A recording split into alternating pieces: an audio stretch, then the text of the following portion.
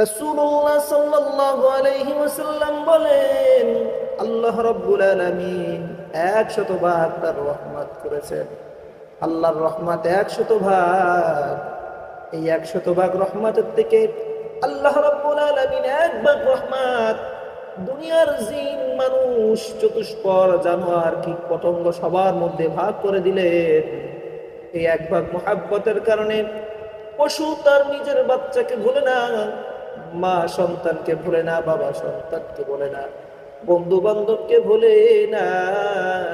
আল্লাহ রাব্বুল আলামিন বলেন, আর 99 ভাগ মহাব্বত আমি আল্লাহর কাছে রেখে দিয়েছি।